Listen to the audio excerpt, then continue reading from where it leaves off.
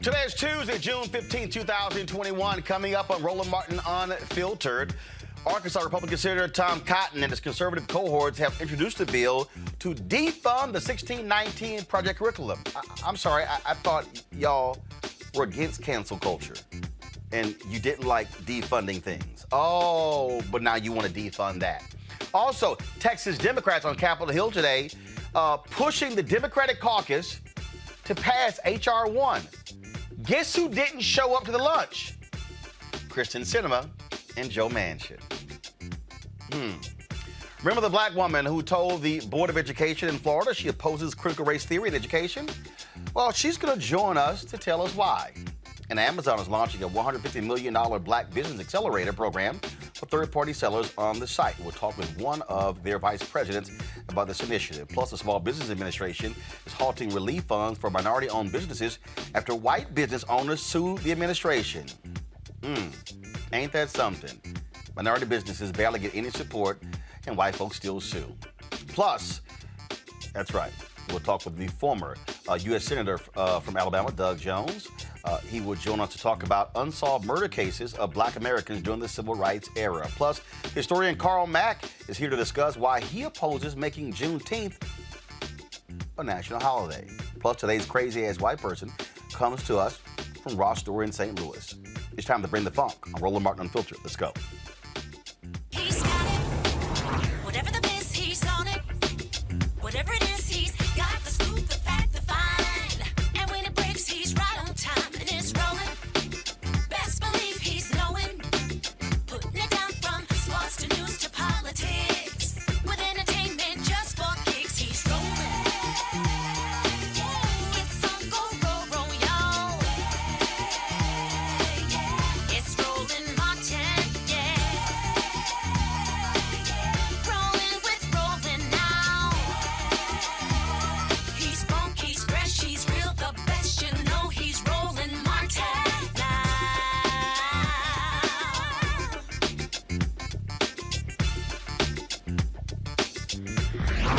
Martin. Well, how trash ass is Senators Kyrsten Sinema and Joe Manchin when Texas Democrats come to the U.S. Capitol today to actually implore Senate Democrats to pass House Bill 1, to pass the John Lewis Act. They have a luncheon on Capitol Hill.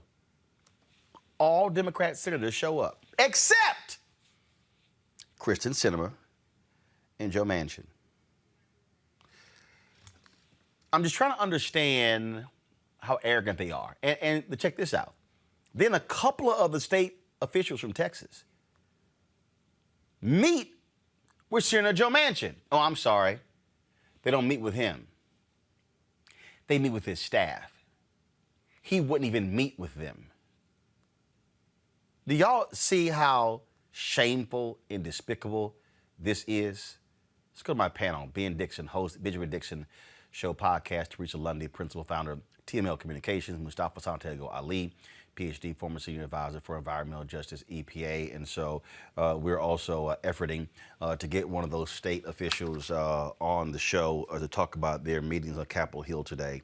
But Ben, how trash, how pathetic and shameful is Kyrsten Sinema and Joe Manchin when these Texas Democrats come to Capitol Hill to talk about how they thwarted the passage of a Republican-led voter suppression bill, and these two don't even show up for the luncheon. All 48 other Democrat senators show up, but these two don't. When somebody shows you who they are, believe them. And Joe Manchin and Kyrsten Sinema, they have shown us repeatedly exactly who they are. They might have the Democrat D by their name, but they're certainly there on behalf of the Republican Party. When they reach across the aisle, they're not reaching across the aisle to get Republicans to turn in our favor. They're continuously reaching towards us to pull us closer to the Republican Party. And the fact that they would not show up to these meetings this morning means that there's a certain level of condescension, casual dismissal of not only elected officials, but if they did this to elected officials, imagine what they do to the people. And so they feel like they have no responsibility whatsoever to answer on behalf or answer to the people because they don't feel like they have to to answer to the other elected officials. I mean, it's unbelievable, Teresa, when you see just how shameful these two are. So you are too good to attend the luncheon, to listen to these Texas Democrats describe in detail the voter suppression bills. That's just unbelievable. And again, this is I'm going to pull this up. This is the tweet from Ari Berman, who is a voting rights journalist. Manchin and Sinema didn't attend Senate Dem lunch where Texas Democrats spoke about need to pass For the People Act to stop GOP voter suppression. Yeah, I totally agree with my colleague. If they do show you who you are, it doesn't matter, if you're in an elected position or if you're just a regular citizen. These individuals just showed that they just didn't care. And it's just interesting to see because we are such in a critical space right now where, even if we don't take the listening component about the bill, I think we're, even missing the mark when we start looking at some of these elected officials and what we are asking them to do. We already know half of them, read legislation and when they co-sponsor it. So to not even take a lunch, just a slap in the face to everybody who voted for them. This is one of the folks out there who responded, Mustafa. Manchin didn't bother to meet with Texas Democrats regarding the damage that new Texas voting laws would do to Texans if the For the People Act doesn't pass. What is wrong with that man? Well, it's extremely disrespectful. Senator Manchin has shared with the country that he still had folks he wanted to talk to. He wanted to garner more information so that he could make an informed decision. And he wants to go through this process. But yet folks who are in the thick of it in Texas spent their time, spent their resources to actually come to Washington, D.C. and have substantive conversations about what's going on in their respective state. And he's shown you exactly how he feels about these individuals and many others who have been advocating for him to actually begin to move forward in a way that is actually more protective of the country. So this is nothing new. He will continue to share with folks, that he's still trying to, get everybody's perspective. So I guess what he's really saying is that these folks' perspective is not that important to his overall analysis. This here was a tweet that Ari Berman put out. 68% of Americans support For the People Act, including a majority of Republicans. It has bipartisan support among the public. Reporters should point that out when GOP senators lie that it isn't popular. Ben, it's amazing what happens when you got facts. Right. But I mean, it shows the extent to which they're willing to ignore the facts. They're willing to distort the truth. They're willing to use half-truths, not only the Republican Party, but Sinema and Manchin. Because if you think about it, there's always about this 30% of Americans voting electorate that aligns with the bigotry, the absurdity. They align with Trumpism. They align in opposition to H.R. 1. So who is Kyrsten Sinema and Joe Manchin? Who are you really serving? Because you're not even serving a majority of Republicans. You're serving that faction, that far right-wing faction that does not want black people to vote in this country. So how do they expect us to see them as allies when they're aligning with our enemies? Especially when you won't even meet with the state legislators who can give you an understanding of what's happening. The writer Don Winslow has put out this video targeting Senator Joe Manchin. I'm going to play that in a second, but right now I want to go to one of the Texas state representatives who, of course, was on Capitol Hill today. Meeting with lawmakers, trying to get them to do the right thing on these very issue. And so joining us now is Representative Jasmine Crockett. Glad to have you here in Roland Martin Unfiltered. Thank you so much. So first of all, how many officials from Texas Democrats, came here to Capitol Hill to meet with Senate Democrats to explain to them what went on in Texas? The overall number is around 15 of us. And so there was a luncheon today with Senate Dems? Yes, there was. How did that go? Because according to Ari Berman and others, Senators Kristen Sinema and Joe Manchin failed to attend the luncheon.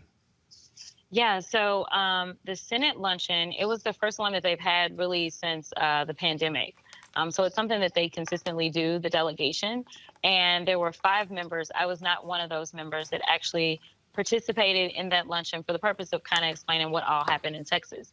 Instead, I actually was set up to meet with someone from Manchin's office, myself and Trey Martinez Fisher. We initially thought we were going to be able to meet with the senator. Then we realized that they were in the luncheon, but then we later learned that he was not in the luncheon. We also were told that the senator was actually meeting to talk specifically about both of the bills, HR 1 and HR 4. So that was really good to hear that he was actually engaging in conversations about this, because that's not really been part of the conversation. All we just continue to hear is that he's against, getting rid of the filibuster. And for most of us, it's been like, okay, well, that's going to be a problem if we're going to get this passed. And then most recently, we finally were learning that he actually said that he would vote against HR 1. So I just wanted some clarification on the issues. And I also wanted him to understand that it's just that serious. Not only did we walk off the floor, which is only the 4th time it's ever been done in the history of Texas, but we also decided to spend our own money to come to D.C. We need help and we need cover and we need it now. And so we really wanted him to understand how serious this was to us. Okay, now I'm confused. So y'all met with staff. So he wasn't at the luncheon. Right. So y'all weren't at the luncheon because y'all had a meeting directly with him. Right. Then he's not at your meeting, but then you find out he wasn't even at the luncheon. Did they say where was he? Was he in D.C.? Yes, he was. No. He's in D.C. He did not pull a Ted Cruz. He was not in Cancun. He actually is in D.C. and he was meeting with 4 other senators. So there's other senators that were missing from that luncheon. And supposedly it was a conversation to kind of try to figure out what his issues are with HR 1, trying to figure out how they could, get over whatever issues they're having right now, because that's kind of the first hurdle. Even if you got rid of the filibuster right now, he's saying that he wouldn't vote for HR 1 anyway. So I think that they were really trying to get some clarity on what his objections were to the bill in general. So how long did you meet with his staff? And who was on his staff? Was his chief of staff? It was his chief of staff. Okay. How long was that meeting? That meeting was a little under an hour. Okay. And how did it go? I thought it went well because, for me, I was like, is it a hard no as it relates to the filibuster issue? That was kind of the first thing that I wanted to clarify because, deciding to use the filibuster, there shouldn't be an every other day issue, right? But my issue is that, when we didn't have control, that was kind of our excuse. We didn't have control. Now we have control, and it seems like we're not doing anything with the control. So I really wanted to get a better understanding of, is this a hard no? And it sounds like he is a hard no when it comes to the filibuster. As it relates to HR 1, I wanted to understand what was so objectionable about it. And so they actually started to go through the things that they do like in that bill. And they're all things that make sense. They're all things that we need. They will provide cover for us in Texas for sure. And so, I don't really understand where his major objections are. There are some objections, but it doesn't seem like he has objections that are so major that would cause him to vote against it, even though that is where I understand him to be at this point, until and unless this bill gets changed in some way. So overall, what did your colleagues say in terms of the feedback they got from other Senate Democrats regarding this issue?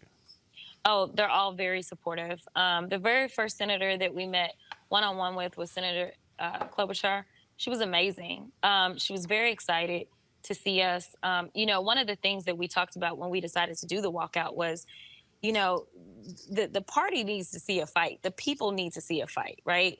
We can't continue to get steamrolled in the Texas House or get steamrolled when it comes to D.C. politics. They need to understand that we will stand up and do what we got to do when the time comes. And so I think, it was to light a fire really under the people and hopefully get people on our side and start calling some of these senators, in a very bipartisan way. But ultimately, I think that we've actually lit a fire when it comes to a lot of our electeds up here as well.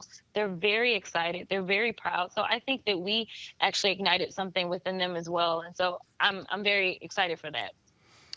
Did any of your Texas colleagues meet with Arizona Senator Kristen Sinema? We have not been able to meet with her as of yet. That does not mean that we're not trying, because we will try, but we've not had that opportunity. So y'all have been trying. So y'all scheduled a meeting with Senator Joe Manchin's office. He wasn't there, but you met with his staff. Y'all tried to schedule a meeting with Senator Kristen Sinema. You've yet to be able to. Correct. We've been unable to at this point. How long are y'all going to be here in D.C. before heading back to Texas? We're all staying different amounts of time, but the majority of us will be here at least until Thursday. So we're here and we're ready. Well, we want them to know that it's real deal, and we need some help. Well, certainly let us know if between now and Thursday y'all get a chance to meet with Senator Kristen Sinema. You would think that she would have the decency to meet with you, considering the Supreme Court is actually looking at a voting rights case dealing with Section 2 of the Voting Rights Act. Section 4 was invalidated in Shelby v. Holder. Section 2 could be invalidated, and that's specifically coming from Arizona. So you would think she would actually care about that. We're hoping. I'm going to remain hopeful as of now. All right, then. Representative Jasmine Crockett from Texas, we surely appreciate it. Thanks a lot. Thanks so much. All right, then. It's unbelievable to listen to that, Teresa, and just the sheer arrogance of Sinema and Manchin. It really is. It's almost to the point where, the respect factor just isn't there.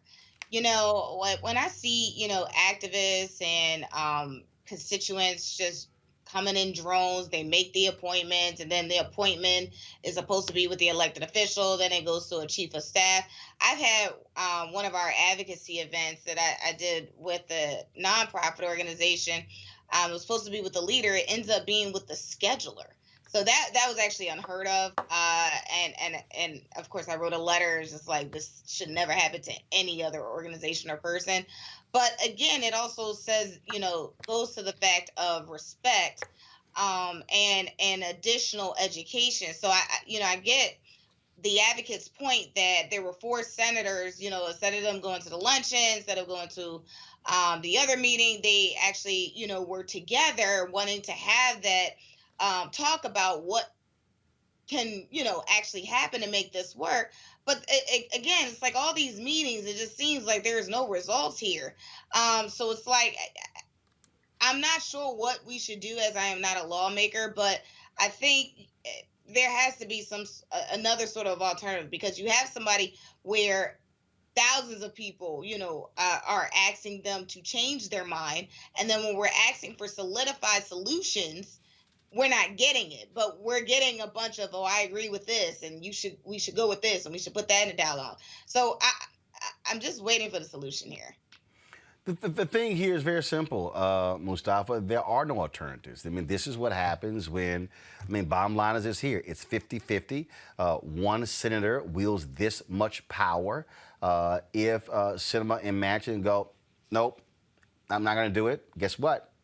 You have nowhere to go. You can't pass the bill. And then, of course, you can't pass the bill unless you break the filibuster. The two of them keep talking bipartisan, and I keep saying, show me the 10. Show me the 10 on the other side who are going to go along with this, and they can't.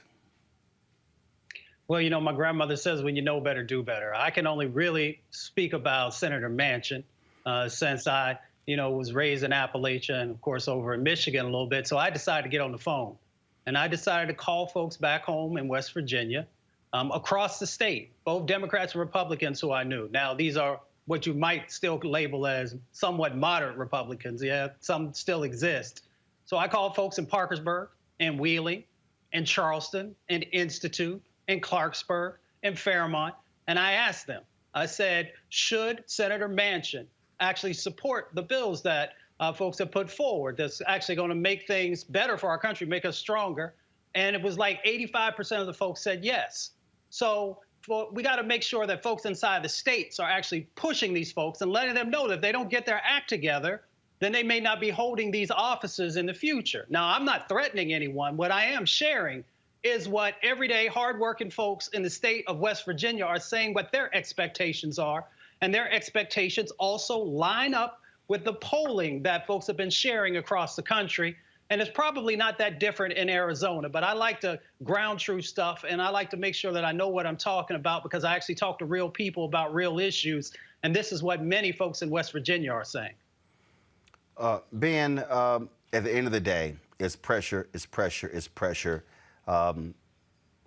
You really have no choice. You use every single thing at your disposal, and I think you unleash it against these two, and there's no let up. And I need people, I got to remind people, and I think it's a little hard for a lot of people today to understand how long the Civil Rights Bill was filibustered and fought by the Southern Dixiecrats in the 60s.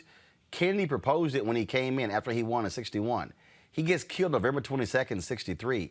It doesn't get passed until it was broken up by LBJ. He said, I can't get all at one time. So to 64, that was 3 years later. Then, of course, 65, the Voting Rights Act. Then, of course, 68, the Fair Housing Act. So that was an 8-year effort just with Kennedy, LBJ. I'm not saying that, oh my goodness, we should be waiting 8 years. But what I am saying is to people who want to see it done, we have to be in this for the long haul. It's not going to always happen in 2 or 3 months. Absolutely. It won't happen in that short of a time frame, especially not with our intransigent Congress in general, or Senate specifically. But I do want to tap into one of the things that you were saying, Roland. We can't let up on these politicians, especially Sinema and Manchin. And I think in one way that we let up on them is by having these meetings with them at this juncture, because they've shown a level of disrespect. They've shown a level of disrespect in terms of these politicians, these elected officials' time. They've shown a level of disrespect in terms of their unwillingness to even really consider this. Joe Manchin's already said he's coming out against H.R. 1. And I don't care how many times they meet with us and seem like they're concerned. At the end of the day, they're gaslighting us. And we need to call them on it. We need to say it in the media. We need to say it on the news. We need to say it on the radio, that we have 2 Democratic senators that are gaslighting us and do not care about the black vote enough to even help protect it. Absolutely. As I said a little bit earlier, Don Winslow dropped this video here, specifically targeting Joe Manchin when it comes to voting rights. Watch this. 1965, Selma, Alabama, Edmund Pettus Bridge. Freedom marchers on one side, racist state troopers who had been ordered by Governor George Wallace to stop them on the other. I say segregation now, segregation tomorrow, and segregation forever. Bloody Sunday.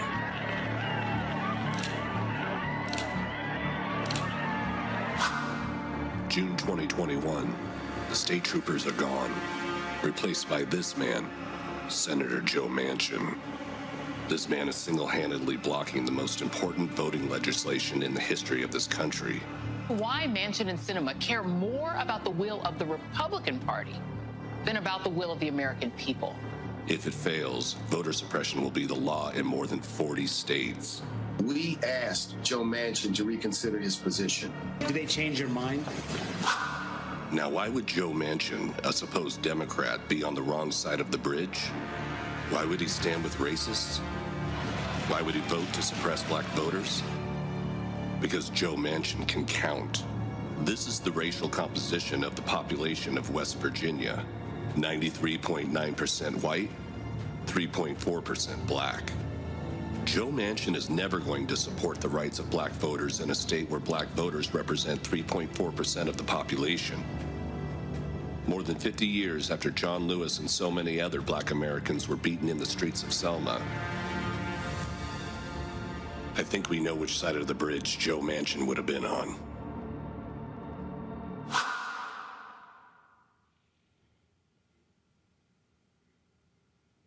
Ben, you look impressed. That's what I'm talking about right there.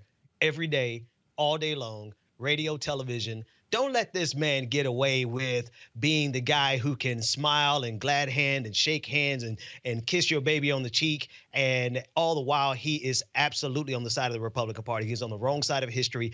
We can't afford to wait for history to write this man's epithet. We need to do it now. And I think that's that clip by Don Winslow is amazing.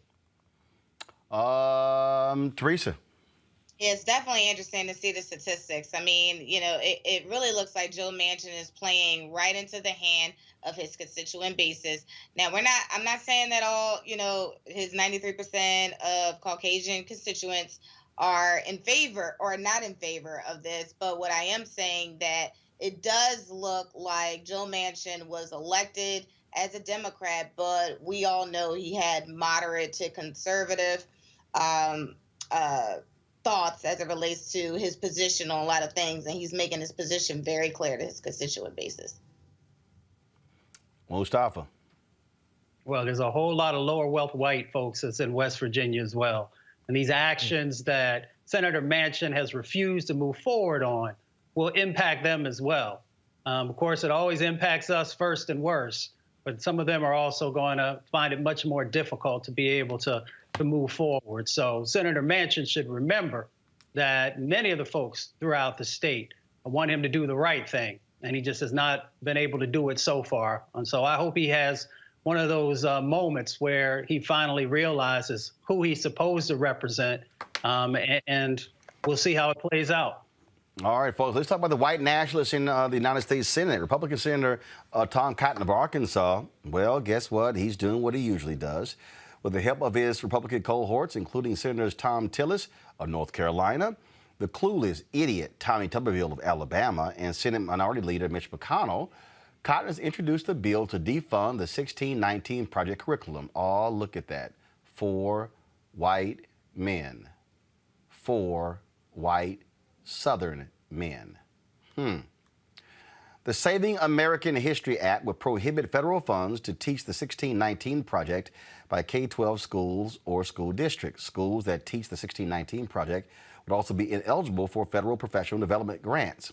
Cotton also had the audacity to say racism in the U.S. military did not exist until the Biden administration entered the White House. Y'all want to see some stupidity? Mr. Secretary, we're hearing reports of plummeting morale, growing mistrust between the races and sexes where none existed just 6 months ago, and unexpected retirements and separations based on these trainings alone. And again, these are not my words. These are the words of your own troops. So I want to ask a few simple but vital questions. Mr. Secretary, do you believe that our military is a fundamentally racist organization? Yes or no, please? Well, I won't give you a yes or no answer on that, Senator, because it deserves more than a yes or no. The military, like any organization, will have its challenges, but I do not believe it is a fundamentally racist organization. Thank you. I'm sorry to cut you off, but our time is limited. I think it is a pretty simple question. I'm glad that you agree it is not fundamentally racist. Do you believe that any member of the military should be treated differently based on their skin color and sex? Again, yes. Well, actually, of course, later, Lloyd Austin, the Pentagon Secretary, actually expanded on his comment, but also seems Senator Cotton also forgot about what was stated in even the Military Times, where Black and other troops talked about the racism they've actually felt in the armed services. And of course, the story is talking about the white supremacists who are also in the military. That's exactly what we see going on. Now, of course, you have all this conversation dealing with critical race theory. 1619 Project, folks, is not critical race theory. And one of the folks who has spoken out, we talked about this last Friday, was a Black woman from Florida talking to the State Board of Education about critical race theory not teaching the truth.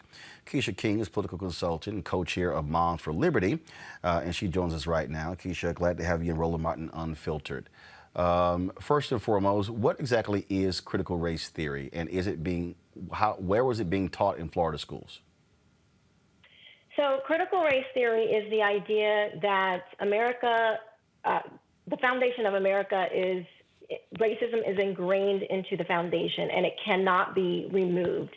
And so the outworkings of that today and in classrooms is that, this is a very simple way to say it, but white heterosexual men, able-bodied, are deemed the oppressors, and everyone else is deemed oppressed. And you can't get away from that. It is what it is because of the idea that racism is ingrained into the fabric of America, that you can't repent from it, you can't move forward from it, and it's there to stay. Actually, what you just said is not true. So this is what the folks at Ed Week have laid out. Critical race theory is an academic concept that is more than 40 years old. The core idea is that racism is a social construct. Is that true or false? Is racism a social construct?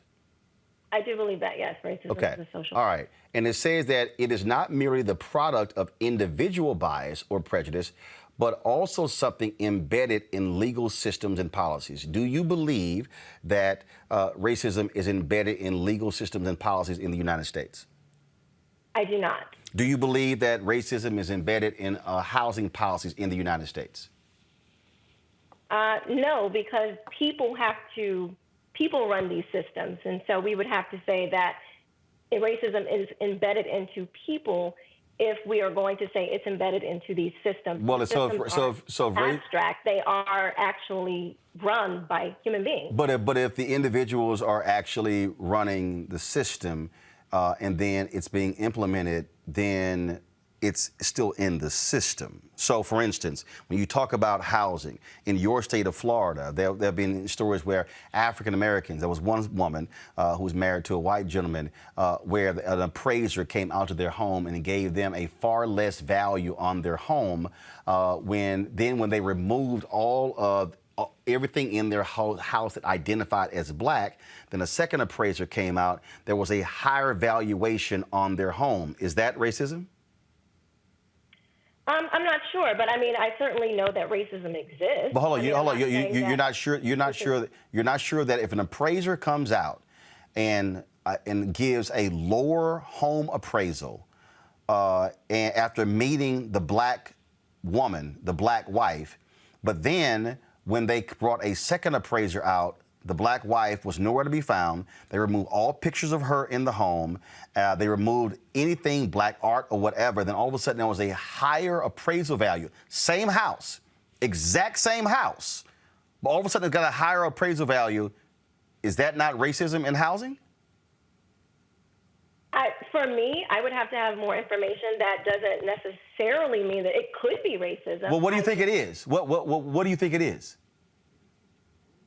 I don't know, but I wasn't there. I would have, for me, I would have to have more information. So let me ask you this question: Do you believe that systematic redlining of communities where black people live, is that racism? Redlining? Yes.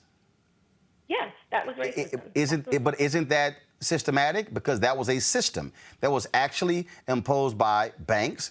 It was imposed by the federal government. It was actually a part of federal policy. Is that not racism? That was the law at a point in time. However, today, in 2021, where we have many more diverse people that run these corporations, we have much more of a diverse. My bottom line is America has progressed. We are not the same country that we were. Of course not. But we're centuries ago.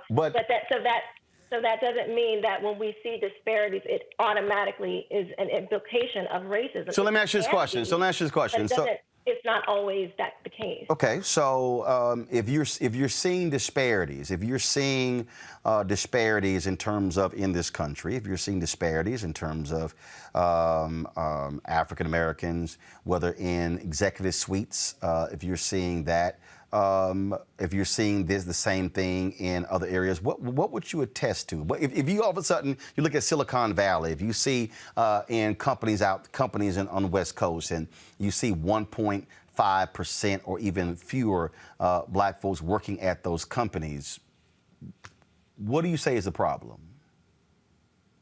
I would say that we should encourage our community to get more involved with STEM, math, science. We don't need to be teaching that we're permanently in a state of oppression. But Keisha, we need to be teaching math. But Keisha, but do you even know that 60% or more of the jobs in Silicon Valley have nothing to do with STEM? Regardless, I mean, they're not. No. Doesn't necessarily mean that they're all white either, because a lot of these people are from India. A lot of them are Asian, so they're not. It's not that they're just white people running these things. I mean, there are other so that's not problematic cultures that have dominance in those industries as well. And I just believe that we should be afforded those same opportunities. But right there, to progress into those industries. But right there, you said we should be afforded those opportunities. There have been African Americans who have worked at companies like Google and Facebook who have said, who are there on the recruitment side, who have said that those companies refuse to hire and recruit from HBCUs, refuse to have programs. And so black folks who worked in those companies, who were advocates, who said that what you just described, we should have an opportunity, what they say is opportunity was not given. They wouldn't even, and in fact, what they would even do is they would even have a sliding scale, would go, oh, because they didn't come from Stanford or Harvard, yeah, that's not going to work. So when you say the opportunity, but isn't that also racist when you don't even want to recruit from HBCUs, when you look at an HBCU education as less than, when you're not providing those level of opportunities, when your remark, well, they don't fit into our culture. What do you ascribe that then?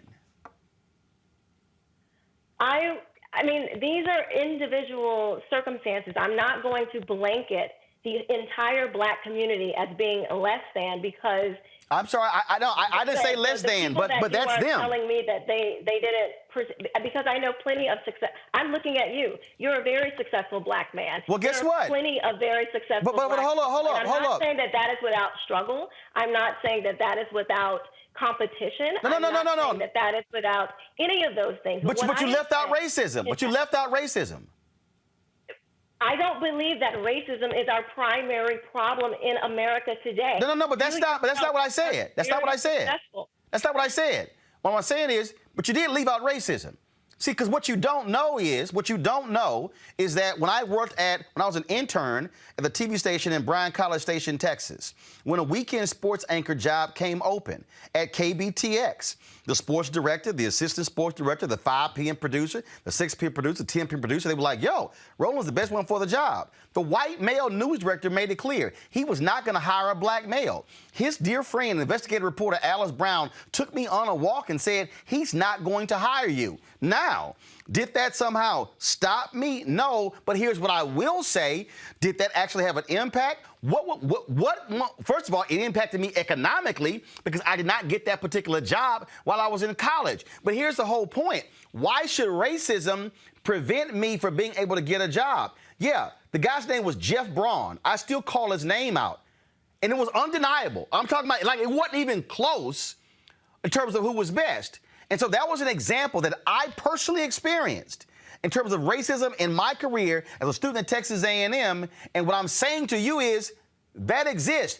I have been in media since I was 13 years old. Racism exists in media.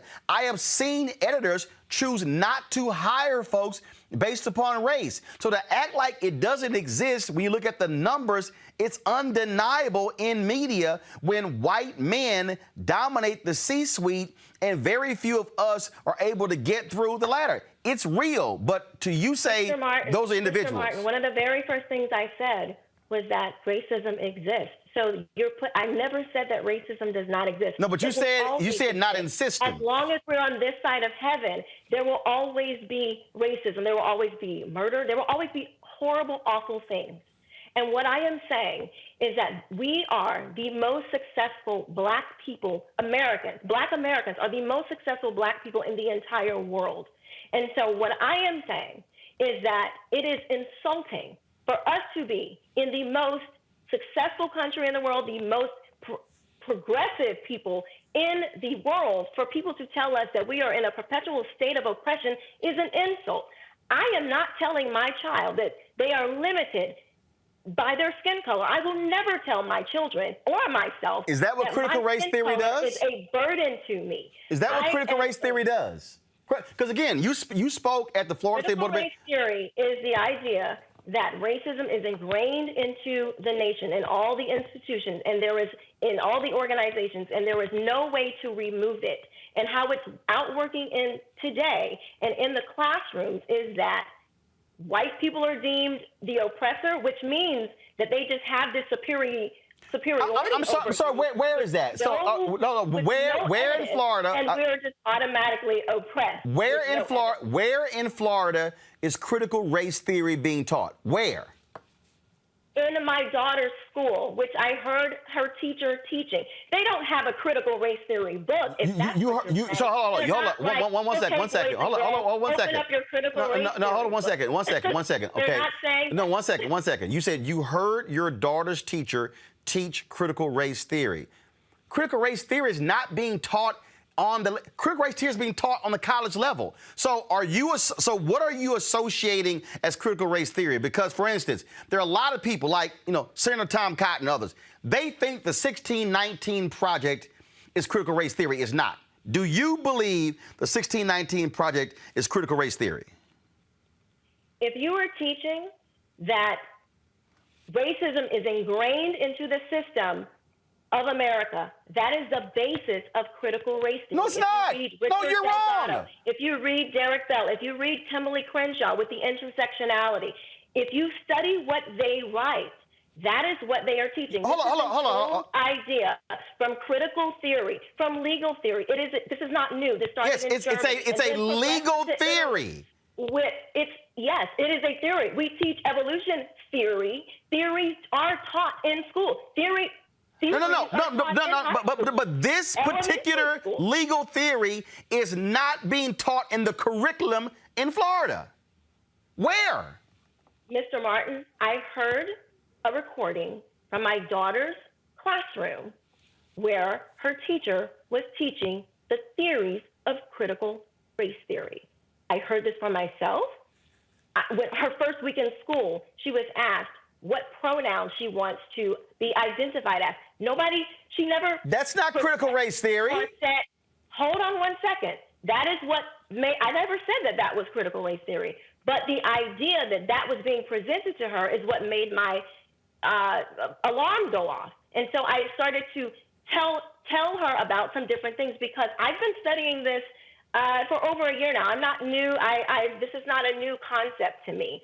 And because I understood how it starts to come into conversations and things like that, I knew what to look out for. And she on her own recorded this conversation because I've been teaching my children of what to look out for. And so, yes, it is not an official curriculum, but it is being weaved into official curriculum, which is exactly what I heard her language arts teacher teach on that day. And in Duval County, in Jacksonville, we had a segregated assembly that was put on by a diversity, equity, and inclusion consultant, where she was going to segregate the black children from the white children. Why? I am sorry. Hold on, wait. I don't care why. Hold on, wait.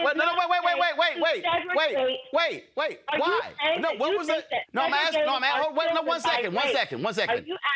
Keisha, 1 second. You said a diversity consultant was doing this.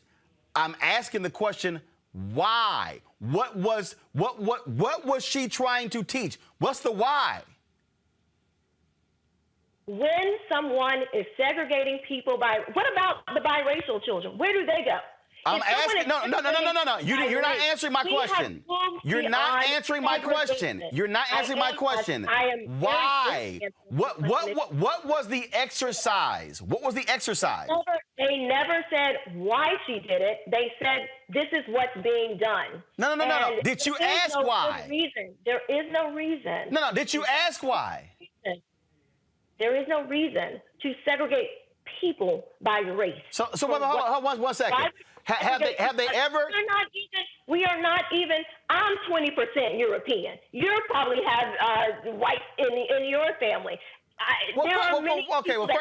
First of all, white folks in slavery slept with a whole bunch of slaves, so we already know how that goes. But I'm still trying to get back to, because again, you're not answering the question, because I still would like to know. Okay, when they did this assembly, What was the basis? What was it? Did you ask? There was no explanation. Emails went No, unanswered. No. There Did was you no ask? explanation. When parents, black, white, and others, heard about the segregation of their children by color, that was a problem, regardless of the reason. Did you ask? Now, can you answer my question? Did you ask? A good reason to segregate kids by Okay, color. Keisha, if there was an assembly and they separated boys and girls, would you be objecting? No, it depends on. Hold on, wait, hold up. So you object, you're objecting, and you didn't ask why. You're objecting if there was an assembly separated by race. But you have no questions if it was gender. Why? Because there are distinct differences between girls and boys. Well, wait a minute, hold up, wait a minute. Are there distinct differences? And a white boy. What is the distinction between a black girl and a white girl? What is the distinction between a biracial girl I'm still and another biracial girl? I'm still trying to understand. I'm still trying to. Have you ever heard of the distinct differences? Our brains are even made up differently. Unless you think you agree with some of these. It's interesting. People are intrinsically different, are lower, are somehow different than other people. I cannot understand how you could think that there would be any good reason to segregate people by race. I find it interesting that you would not. I find it interesting. Why would we segregate people by race? I find it interesting that you would object. I find it interesting that you would say, oh, no, I wouldn't object to an assembly that was girls and boys, but you objected one based upon race, and you still haven't answered my question. Why? What was the purpose of them separating? What was it? I don't know the reason. I don't have to know the reason. No. Did you ask? There is no reason. Did you ask? So wait a minute. Okay, see, now I'm confused because you wouldn't ask why a separate assembly for boys and girls, but now you wouldn't. But you said I would have to ask if it was about race. That makes no sense. I think it's very obvious, and boys and girls are different. And there are legitimate things that boys experience at certain ages and legitimate things that girls experience at certain ages. So maybe, yes, there would be a reason biological reasons why you would want to, segregate the children by gender. That makes sense. But to segregate people by race, what is the difference other than more or less melanin? There's no intellectual difference. There is no, what is the difference between black children, white children, Asian children, Hispanic children, and all different types of people? What's the difference that skin color has to do with your ability to learn, with your ability to reason, with your ability to do anything in society? Would be a good reason to separate people by the color of their skin? This is what we did back in the 1800s. I don't think we want to go back there. I certainly don't. And I would try to tell my kids that any person is better than them based on skin color. And I can't believe that you would even think that is something acceptable. Well, first of all, I use my brain.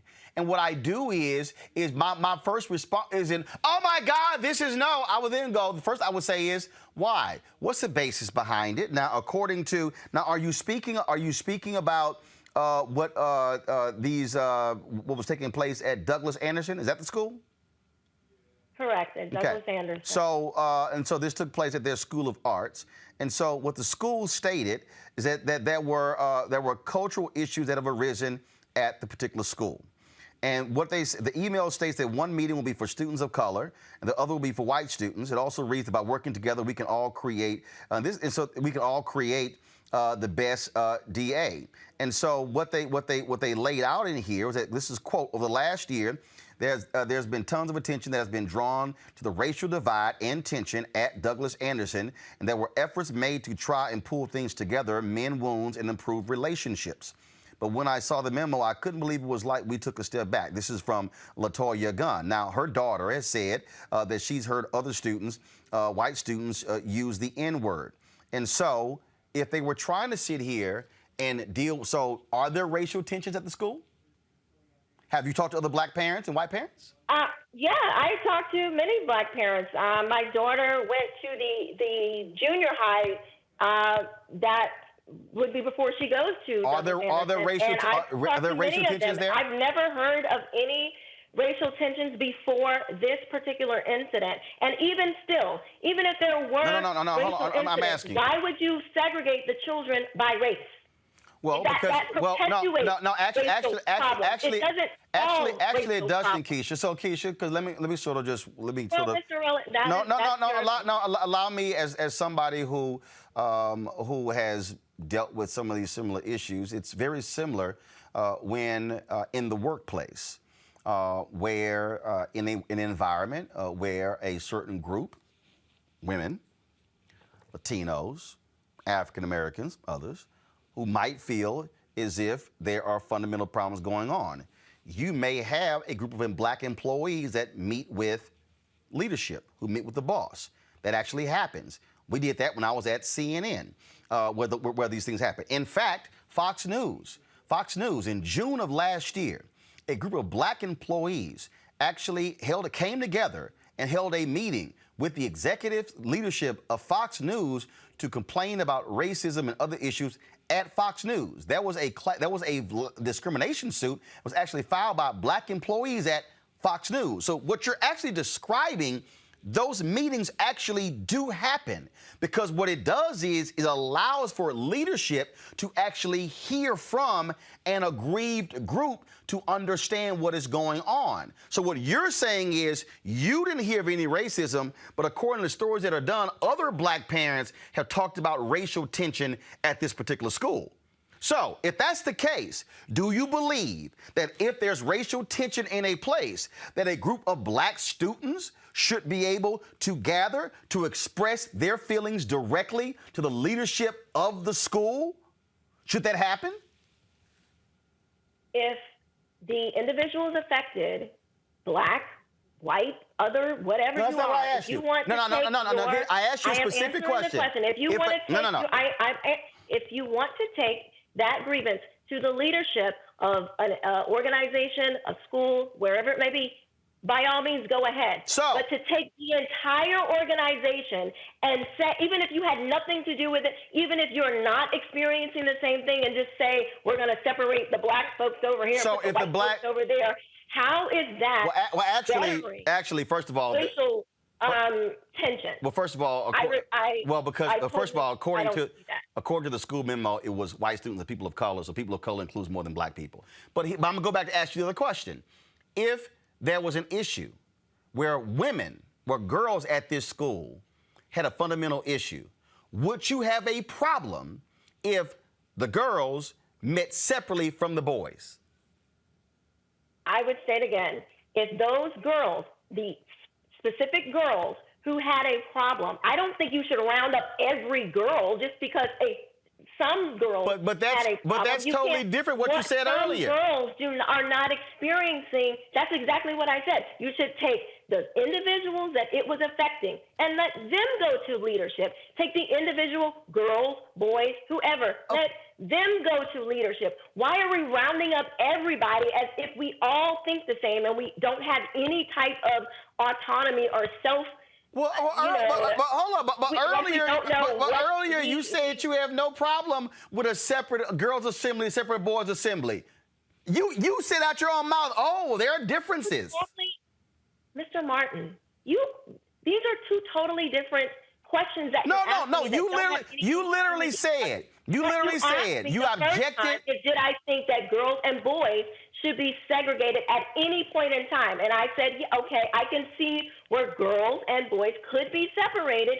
If you're talking, you may want to talk about getting your cycle. Boys don't experience that. Or, boys going through different things that they go through biologically. I can understand a grouping of So you can that happens to every girl. So you can understand that, but you can't understand a group of white students, a group of people of color, and talking about the issues they may be facing. And here's the deal: if you're black or Latino and you go to the meetings of people of color, you can stand up and actually say, "Hey, I've had no issues, no problems here at the school. It's been great and wonderful.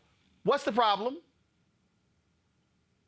I'm just saying that why do you have to drag everybody in? If it's a specific issue to those people who experience that issue, why can't we let them sort it out? Why are we trying to make this like that every person who identifies within that group or maybe associated within that group, that they automatically have the same issue? Because probably if you've had such a widespread issue, you cast a wide net. Wait. But then again, you still had no problem with the group meeting. I'm still going to go back to this here because this is still very interesting. You talk about critical race theory and what we're seeing across this country. We're seeing folks just lump everything in together. Any conversation, so anything dealing with race, and that to me is what the folly is. The reality is, in Florida schools, just like in Texas, in Oklahoma, and Arkansas, critical race theory was not being taught. It was not in the curriculum. It was not there. And so, since I'm gonna use your example, Let me just use your example of, well, if this group has a problem, then take it up with them. So if you had a problem with one teacher saying something to your child, why pass a statewide ban on critical race theory when it didn't even exist? Why? If it's only your child or a couple of others, I'm using your setup. Why do a mass ban if there's only a handful of examples? Why? This is not being taught to just a few individuals. It's not being taught at all. How do you know that, Mr. Martin? Critical race theory is not in the curriculum in Florida. Like I said, there is no book that they have. It's not an official. Okay, so how many teachers are teaching it in Florida? Two. Okay, so instance, how many teachers in Florida are teaching critical race theory off the books? How many? I'm not sure. Okay, but stop. You're not sure. So you went before the State Board of Education and supported a statewide ban on something that you could not quantify. Yes, because anytime you try to segregate people by their race and say that's one school. Group of people No, Keisha. No, Keisha. That's one school. Racism, no, Keisha. So Keisha, wait a minute. Hold up. Let's stay right there. Clearly, so you've been talking about it. So wait a minute. You're now contradicting yourself. No, I am you not. are. You just said if a group of people have a problem at a school, the administrators should only take it up with those people and not do a full assembly, right? That's what you said, right? What I said was, if there is a specific issue, you were specifically talking about the Douglas Anderson case where there was a specific issue. I was speaking to that. As far as critical race theory, which is a separate issue, what I'm but saying it's not being taught. This is being widely, yes, it and is. I asked you how widely? How widely? How widely? I don't know. Wait. Hold up. In my daughter's school. Hold up. 1%. Hold up. You gave me one teacher. So is it 5%? Are 5% of all teachers in Florida doing this? Do you know? Is it 10%? So if I was to say, okay, well, there's only 2% of racist people in the United States Congress, are you going to be like, oh, well, we don't have to worry about that because it's only 2%? No. I'm using your example. I don't want racist teachings anywhere in American classrooms. Here's the problem. You contradicted yourself. You supported a statewide ban on something that's not even being taught because your child recorded one teacher. You can't even answer. You literally cannot even answer how widespread is it. You said, I don't know. So your deal is, I don't, you sound like... You're okay with some racism teachings, as long as it's not widespread. No, here's the deal, Keisha. Okay. I'm going to use your example. Since you had a problem with one teacher, Keisha should have gone, oh, she hung up, y'all. See what happens? This is what happens, y'all. Did she hang up or did our system go out? She hung up. See, this is what happened, y'all, when you're busted. Okay, I got another guest coming up, but pull up my panel and tell my next guest to hold on. I'm gonna go to them. This is what happens when you're busted. This is what happens when you contradict your own argument. If Keisha had a problem with a teacher saying something in the classroom, she should have gone to the principal and then the school board. She supported the passage of a bill across the entire state because of 2 incidents. And then, Teresa, she couldn't answer, how widespread is this? How widespread is it? I don't know. She sounds like Republicans saying, yeah, we're going to pass new voting laws. We ain't got proof, but what the hell? We're just going to pass it. Yeah, I mean, Keisha, is obviously, I looked at her social media account while you guys were discussing, because I was just so curious about, where some of her ideas of how she came across this topic. And part of it is, even in her, mini bio, and it goes to a point here, but the mini bio, it says like rising star in the GOP, it's just mom, so, and then if you go on the timeline, it says, she was just on a program with Fox News. And so, again, I understand her profile. So I understand she is on message. But what I don't understand is the ignorance that we choose to have. I think education is a strong component here. I think most of it she was grasping, but then the contradiction of what she was saying also put her backwards in her original position.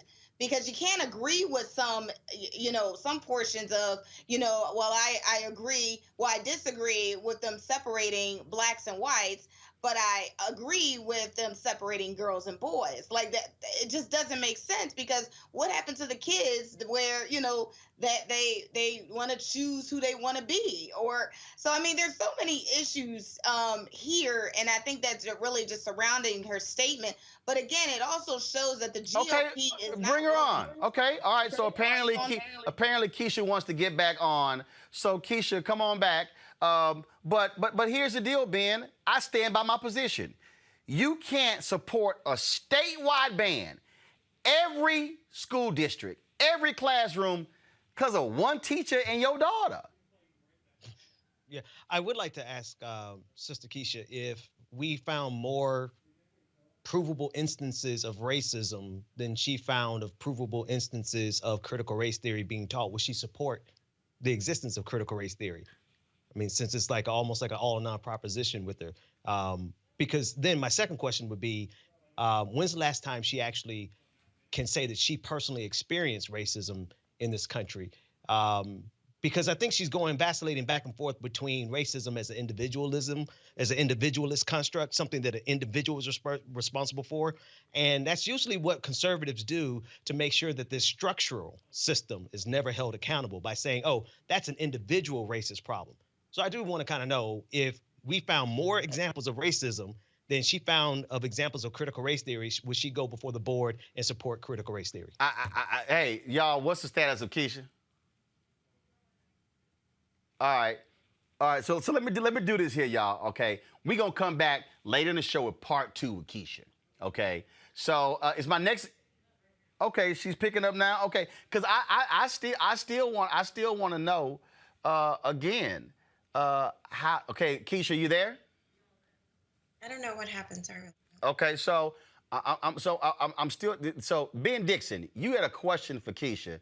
So, Ben, go ahead and ask her the question, and let's see if she answers your question. Yeah, no, it's a simple question. If we were to show you provable, objective examples of racism, more examples of racism than you found examples of critical race theory being taught, would you go before the Board of Education with the same energy and the same fervor and demand that we do something about racism, since you put that metric out there in terms of how many times you saw critical race theory being taught? I would stand up against racism anytime I saw it, absolutely.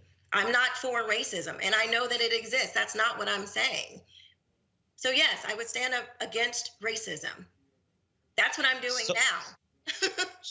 So you see more of a problem in the racism of your perceived racism of the 1619 Project, critical race theory, than any No, of the no, no, not examples of racism 1619 Project. Not 1619 Project. But 'cause the conflation of the two. Right. No, but so again, Because it's not the same. I still just want to know, what is the percentage of, again, these examples you're using? How many are we talking about?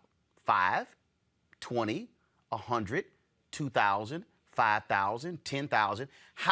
This thing that you're describing that your daughter experienced, how rampant is it in Florida? If it is any at all, I have a problem. So Anytime anybody is trying to tell children that they are in a perpetual state of oppression by a racial group, I don't care what the color is, that is racism. So Keisha, so should the state, so Keisha, if there are 5 examples, Keisha, if there are 5 examples in the whole state, instead of the principal or the school board handling that, your answer is ban it across the state. Even though I don't know. That would just like be saying, that would just like say, well, there was only one hanging, so why do we need to ban hanging people, hanging black? Okay, but see now, that makes no sense. That literally makes no sense. Okay. Because again though, because hold up, I'm using your language. I'm using your language. You said that if there were a group of students or a group of people on a job who had an issue, that group of people should go to the superiors at that school to deal with it. You said, and not have a block-wide assembly. And what I'm saying to you is, if there are a group of parents who are objecting to a group of teachers, why not deal with those teachers and that principal, as opposed to say to the State Board of Education, oh, we're just gonna ban this thing across the state that actually doesn't even exist in the state? You do not see how you literally are contradicting yourself?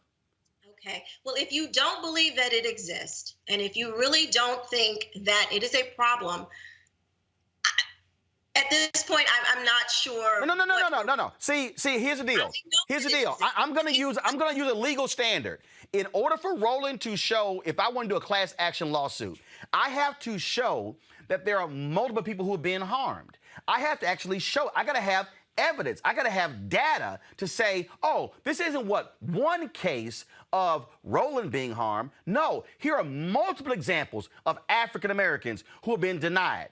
What I'm saying to you is, you can't even provide that to me. You can't even tell me that 5,000 teachers or 7,000 teachers or 100 teachers. All you have is one teacher recorded with your daughter, and you stood up at a State Board of Education meeting and supported a statewide ban based upon one instance of your daughter. And I'm using your example. Why didn't you, versus have the state ban it, why didn't you go to the principal and the school district and say, I have a problem, let's deal with it here, as opposed to say, oh, let's do it? Because guess what?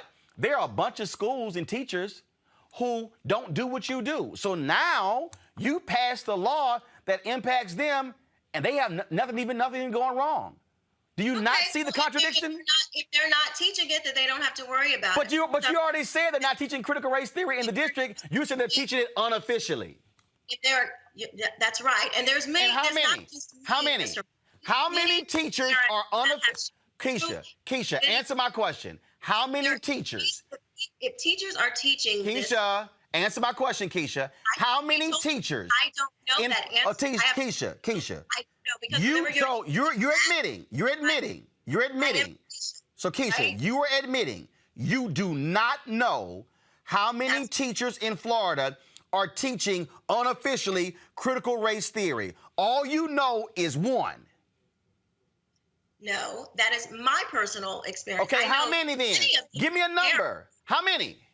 There are many parents. How many? No. I don't want many. Give me a number. What's many? 10, 30, 50, 100? Parents who have seen things in their schools. How many? Hundreds. How many? Just in my universe. How many? Countless story. No. How many? No, I didn't ask for countless or many. How many? I don't have a number. So you have a number. How many school children in Florida? You're right. No, You got it. Keisha. I don't have Keisha, how many school children in Florida? in the Duval County School District. No, in the whole state. I'm not sure. Millions. Okay. Sure. There are nearly 3 million students in public schools in Florida. And you supported a statewide ban that's not even impacting you, and you can't give a number. But you said that you object to an assembly being people of color and whites, and you said that if you have a problem, they should meet with only the affected people. Do you not see the contradiction in your own statement? No, I do not, and here is why. Okay. Because you have individual isolated incidents where there is no the part that you're missing, Mr. Martin, is that even though it's not written in curriculum, this is your same argument that racism is everywhere. It's not written into law, but it's still everywhere, according to you. No, actually, you're wrong. Because when I look at Georgia voter suppression law, when I look at Texas, and I look at the fact that the Texas voter ID law, 5 federal judges deemed it discriminatory against minorities and ruled it unconstitutional, I would say that's writing it into law. So you're wrong. You're stating that. No, what I'm stating is that 5 federal judges ruled the Texas voter ID law was unconstitutional and discriminated against minorities. So what I'm arguing is that law that was written, that was discriminatory as it was written. So yes, you're correct. If racism is being taught in schools, even if it is unofficially taught, what is wrong with saying, okay, you know what? This type of teaching it's not going to be taught at all. I would say this here. I would say it would be nonsensical. I would say if there was one teacher who was at a school district who was teaching something that was racist, I would say deal with that teacher and not say, oh, we're going to say all teachers across the state. Here's the bottom, Keisha. You don't have the data. You can't even give a number, and you can't. And what I'm saying is it's nonsensical for conservatives in these states passing statewide bans on something that's not even being taught, and you don't even know how significant it is. So, and here's the whole piece. Critical race theory is not a part of the curriculum. It doesn't exist in Florida schools or Texas or Oklahoma or Arkansas. And for the people who say it is, you simply can't provide the data. So, I appreciate it. You give your final comment. Go ahead. That said that racism, was not really a problem, and they didn't think that slavery should have been abolished either. So I'm guessing that's what it. That's just totally nonsensical and makes no sense at all. And the bottom line is this here: you can't even provide an actual number. You use words like many and a lot. Those are the words that people use when they don't have the numbers to back them up. So that's why I'm simply saying you might want to be specific. You might want to have folks bring it in, but you don't have it. You don't. And so what you chose to do is to say, oh, I want to kill a fly, I'm going to fire a bazooka. And again, your own example at Douglas contradicts what you did before the State Board of Education. And so good luck for Moms for Liberty. I hope to spend some time in Florida. And yeah, I'll certainly be talking about the issue, how race does impact us in our society. And we're going to call out on every level. And we're also going to call out those politicians who support these racist voter suppression policies that we see existing, especially there in Florida as well. So we appreciate it. Thanks a lot. Thank you. All right, folks, got to go to a break. We'll be back. More Roland Martin Unfiltered in a moment. I believe that people our age have lost the ability to focus the discipline on the art of organizing. The challenges, there's so many of them and they're complex, and we need to be moving to address them. But I'm able to say, watch out, Tiffany. I know this road. That is so freaking dope.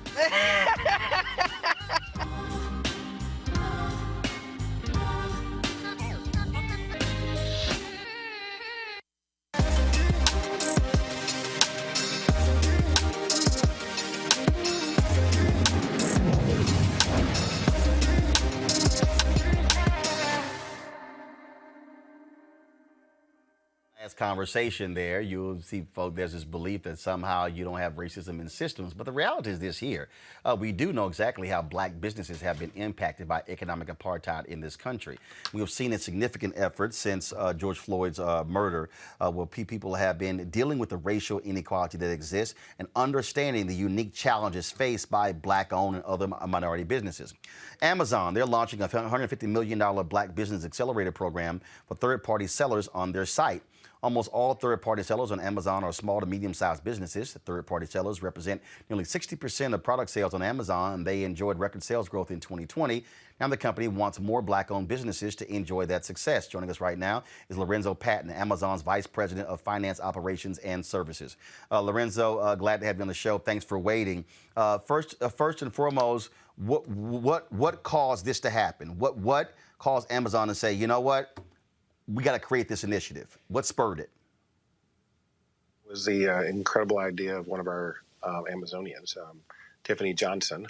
She works with sellers all the time. And as she was working through and helping these people achieve a success, she was thinking, hey, how can I use this economic engine? How can I use this tool of success to be beneficial to black-owned businesses in the black community?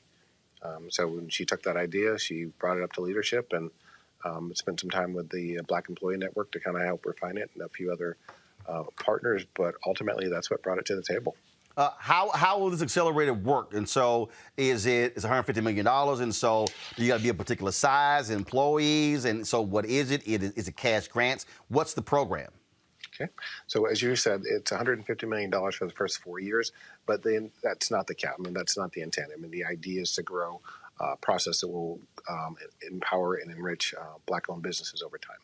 But the way that manifests is in three basic pillars. So you have the financial assistance, which is in the form of grants, but also things like credits for advertising, images, and the like. Second, you have business knowledge and mentorship. So for a minimum of a year, folks have access to an account manager who will help them from everything from setting up their storefront to what's the best way to position their products and their brand to be attractive to customers. And then lastly, you have marketing and promotion. So having access to hundreds of millions of customers is great, but if you can't get them to look at your products and your brand, it's really hard to generate sales. So another key part of that. So I'm very curious because one of the things, I have a segment called Where's Our Money? And we've been talking about how black-owned media has been specifically impacted by a lot of these companies when it comes to advertising. And we've also been talking about the need for companies across America to really examine their black-owned spend. This obviously is talking about these third-party sellers that are on Amazon. Have y'all also been looking at this issue with the business that Amazon does with black-owned companies outside of third-party sellers? But I'm talking about black-owned media, black catering companies, black limousine companies. I mean, really looking at that supplier, some call supplier diversity piece as well, because that's also a significant block that African Americans are not getting opportunities from major companies. Right. So it's absolutely something we look at as a company. And then as part of bringing this to the table, we not only leverage the traditional media, we use black-owned media sources as well to help promote this. Additionally, black creative firms to help set this up and give it the right marketing branding in terms of how to bring this forward. So, and beyond that, we leverage black and minority-owned businesses and a whole host of things, and that's including our operations, as well as other supplying for corporate offices and the like. So Amazon spends about $20 billion a year on marketing. Do you know specifically how much is spent with black-owned media, what that percentage is? And we've been looking at many other companies. And the reason I'm bringing this up because I think it ties directly into your accelerator program. Because pre-COVID, there were 2.6 million black-owned businesses in America, but 2.5 million only had one employee doing average revenue of $54,000. And so I'm all about how do we also build capacity. I would assume that the purpose of this accelerator program is to build capacity of these black-owned businesses so they're not one employee, they're 3 and 5 and 10 and 20, and they're also building 100, 500,000, multiple $1 million in revenue. So I'm curious of the annual spend of Amazon. Do you know how much is spent on black-owned media? So I don't know what's spent on black media, and frankly, until this program came about, we weren't tracking black-owned businesses as they were signing up as sellers. That said, part of this program is to do exactly that. So to know who are the Black-owned businesses, and then how do we gear them towards success. I will say that part of the way I think about this is Amazon represents a economic engine. And if I were to look back at the sales that were generated between April 1st, 2020 and March 31st, 2021, those businesses sold 3.7 billion products, and on an average had revenues of over $200,000. So from my perspective, being able to tie Black-owned businesses into an engine that's producing those sort of results will absolutely be a wealth builder. Oh, I agree. I agree. And I'll say this here, which is one of the reasons why I agreed, to have you on talking about this, because this is a Black business. Normally in this segment, I feature a Black-owned business because I want to promote those businesses utilizing this show, which is why we did this here. And so I'm glad to see that y'all are doing that. Whatever help we can provide. But I certainly what I think is important. I really believe it's important. Because we talk about Amazon being an economic engine, here's the reality, and I'll say this here. If Amazon, and look, we've done this, so Dentsu has made their announcements, General Motors, 20 companies with Group M. If Amazon came out and said, we're going to spend 5%, 10% of our annual marketing budget with Black-owned media, and we're going to challenge every other major corporation, I fundamentally believe, Lorenzo, that Amazon could completely, overnight, change how advertising is being spent and how the impact on Black-owned media. And so, so to me, this is something that I think is an opportunity for Amazon. So just like with this initiative right here, I think Amazon should throw the challenge down. You should be challenging every other company to do the exact same thing, creating accelerated programs, because we know how we've been systematically frozen out of systems. And this is, to me, how the game can be changed in what I call this third reconstruction. So from my perspective, that's exactly, your points about being intentional. The Black Business Accelerator is done exactly to how do we go beyond just having a general offering. Could a Black-owned business go and sign up to be a seller, one of multiple millions of sellers? Absolutely. It's the intentionality of saying, we are going to help these businesses succeed. We are going to position them. We're going to give them the resources. And to your point, that's been one of the gating factors is, do I have the capital to be able to start my business? Do I have the know-how to get myself online and then be successful in marketing myself in front of hundreds of millions of customers? So I agree. I think this is a great program, and that intentionality, the more that we can do that and other companies can follow suit, I think will have a tremendous impact on Black-owned businesses and the Black community. Where can folks get more information? Where can they sign up? So they can go to Amazon/BBA. We have a team of people ready to sign up folks to be in the program, and I think it's going to be a huge opportunity. All right, then. Well, certainly looking forward to that, and I look forward certainly getting back with you specifically on that Black-owned media spin. Obviously, being a Black-owned media company, that's a particular passion of mine. I've been doing this since I was 13 years old. My first job was in Black-owned media, and what I'm looking at is where we're going to be in 30 years. And if we don't change this system now, I don't want a Black-owned media entrepreneur 30 years from now fighting the same battle. So I would love to know, what Amazon's current Black-owned media spend is, and then what Amazon wants it to be in the next 5 years. And so, like I say, Byron Allen, Todd Brown, Butch Graves, a bunch of us, have been pushing a lot of these companies to change the game, because that allows us to be able to grow and us to be able to, when companies are spending advertising dollars with us, then we can hire more staff and we can actually cover more things and actually have a robust news operation.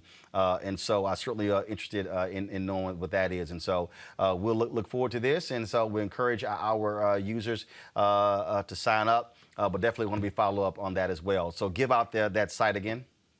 It is Amazon/BBA. All right. Lorenzo, thanks a bunch. Good luck with the program. Thank you, Mr. Martin. It was a pleasure being here. All right. I'm Mr. Martin, my daddy. I'm Roland, so it's all good. All right, Roland. I appreciate it. Thanks a lot. All right. Have a good evening. All right, folks. Thank you so very much. All right. So let's now go to my next story, and that is my next guest has really been involved in trying to get a lot of these civil rights cold cases solved. Finally, this week, President Joe Biden named several people to a board that will be looking into these cases. When I came across it, Claiborne Carson, a buddy of mine, Stanford University with the King Center there, he is going to be on that particular board as well. And then also there are others who are going to be honored. I'm looking forward right now. President Biden, he announced, give me 1 second. This was the email. Y'all go to my iPad, please. Margaret Burnham, Claiborne Carson, Gabrielle Dudley, and Henry Klibanoff, nominees for a member of the Civil Rights Cold Case Review Board. That was created by a bill that was passed in the United States Senate. The author of that, former Alabama Senator Doug Jones, who joins us right now. I'm glad to have Doug back on Roland Martin Unfiltered. He also is a distinguished senior fellow at the Center for American Progress and attorney at the D.C. law firm of Aaron Fox, LLC. Senator Jones, glad to have you on here. Before we get to that, you may have heard that wild conversation I had with that woman from Florida talking about critical race theory and this whole statewide ban. And this thing is taking hold. It's really being led by these Republicans in all of these different states. They're conflating, 1619 Project with critical race theory. You got Arkansas Senator Tom Cotton with his nonsense. He wants to defund the 1619 Project. And all of these issues we talk about, what you're dealing with here, and this is just my point of view, I just think you're dealing with white fear. Yeah, you got some black folks like Keisha out there, but you're dealing with white fear. They don't want their kids to learn about the reality of what happened in America. And in these cases you're talking about, this is American history. This stuff actually happened to black people and others, and these cases have not been solved. And to me, this idea of let's just remain wholly ignorant, to me, is just nonsensical. Just want to get your thoughts on it. No, I agree. It's interesting, Roland, and thanks for having me, by the way. It's great to see you again. As you were talking to some of those folks, I was looking at a local media article where a friend of mine at AL.com called the state representative in Alabama, a fellow named Representative Pringle, who has filed the bill looking to ban critical race theory. And he just asked him a simple question: what is it? And he, of course, could not answer, has no clue. What we're seeing is talking points that are now being used politically that are now trying to become law. And we've seen that time and time again. And it's really unfortunate. Nobody's trying to rewrite history, but we are trying to set the record straight about making sure history is taught accurately, fairly, and fully. And that's what I think is getting lost on all of this, is that it's really interesting to me that a society, especially here in the South, who has celebrated the Confederacy, the lost cause, so to speak, celebrated generals like Robert E. Lee, who actually killed U.S. soldiers, that we're somehow trying to rewrite history as opposed to just simply saying, let's get the facts out there. Let's tell people about the facts. And folks will get a better understanding of where we've been, where we're going, and what really we need to do about race in this country. And it is just stunning, just the sheer ignorance. And this, oh my God, we can't have this. These things are being taught about, because the deal is they do not want their children to actually learn these things. I was just in Tulsa for 6 days, the 100th anniversary of the Tulsa Race Massacre. And the fact that it was not added to the curriculum in Oklahoma until 2019. 98 years after it happened. When you look at a lot of these things in the civil rights, the heinous things that have happened in Alabama and Mississippi, frankly, it is new, very new, that these things are being taught. The reality is, it's like, oh, MLK gave a speech, Rosa Parks sat down, all right, let's skip to the 1970s.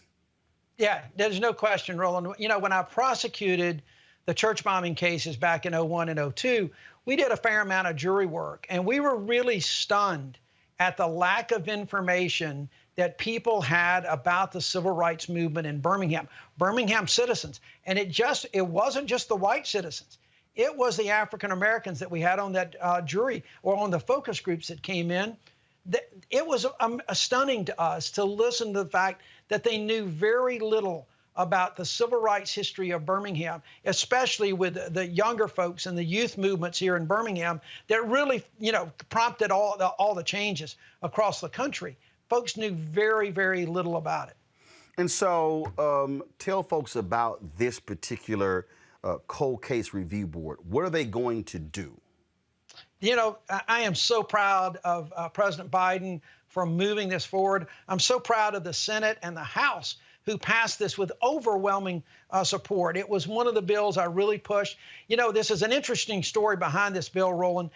This originated really with a group of high school kids in Hightstown, New Jersey, who called me 2 years or so before I got to the Senate, saying that they had an idea for a bill based on the Kennedy Assassination Commission that reviewed all of the evidence and all of the documentations involving President Kennedy's assassination, and then made so many of them public for historians, the community, academia, the media, whatever. And they asked me, they wanted to do that for civil rights cold cases because they had been thwarted in trying to get some records about a couple of cases they wanted to look at. I endorsed the bill. As soon as I got to the U.S. Senate, they called me back and said, look, remember that bill? We'd like for you to introduce it. So dang, we got to work. Ted Cruz actually joined us to do this. And what this bill does is it creates a commission really under kind of the auspices of the National Archives.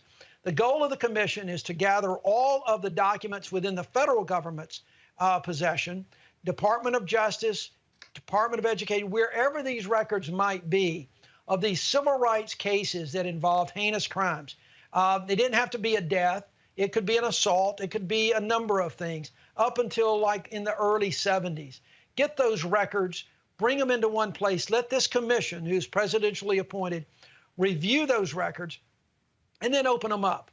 They're not really classified, but because they're all criminal cases, but just then make them public, make them available to you guys in the media so that you can look and see what happened and why, and in many cases, how they weren't investigated properly. Give some sense of the families, the communities, some sense of closure, some sense of healing.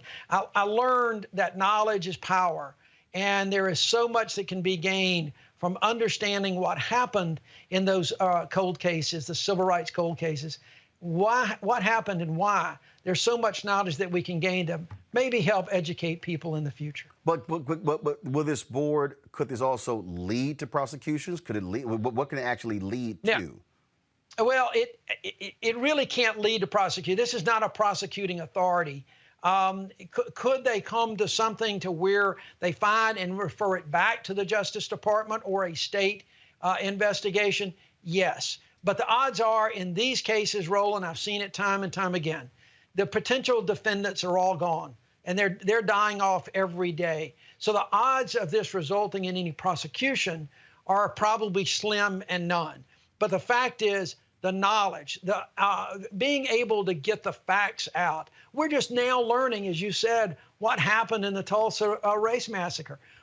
We need to know the information about what happened with so many of these cases where victims went missing for so long and just never got investigated. What happened, and why, who the potential perpetrators were.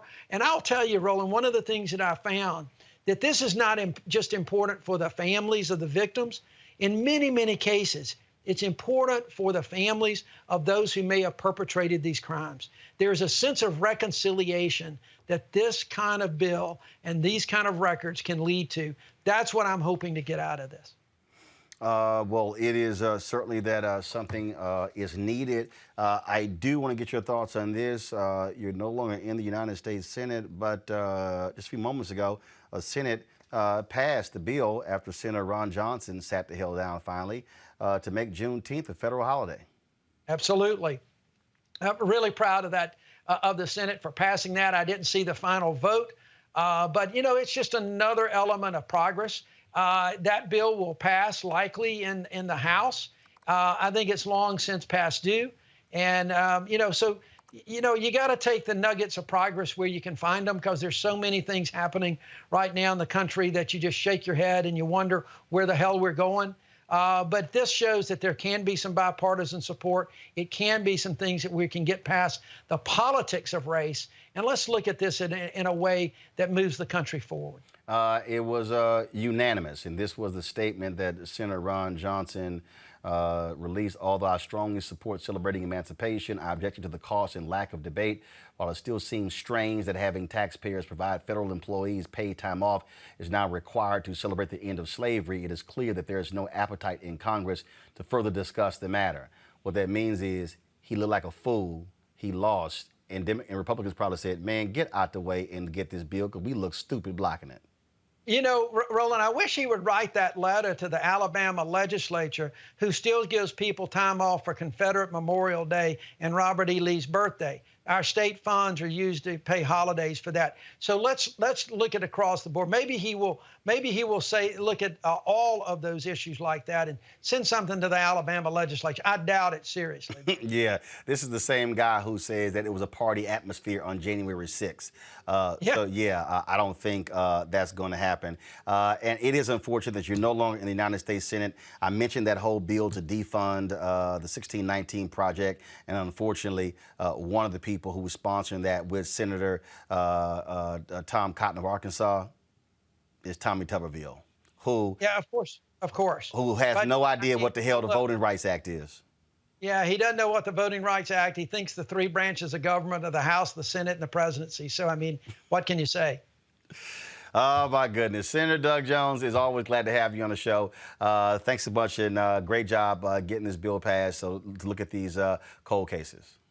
All right, Roland, always good to see you. Thanks for having me. Thank you very much. All right, go back to my panel here. First of all, panel, we're going to talk about Juneteenth here, and let's roll the video. This is the moment when it passed the United States Senate. And, Mr. President, I ask unanimous consent that the Judiciary Committee be discharged from further consideration of S-475 and the Senate proceed to its immediate consideration. The clerk will report. S-475, a bill to amend Title V United States Code to designate Juneteenth National Independence Day as a legal public holiday. Without objection, the committee is discharged. The Senate will now proceed to the measure. I ask unanimous consent the bill be considered and read a third time and passed, and the motion to reconsider be considered made and laid upon the table. Without objection.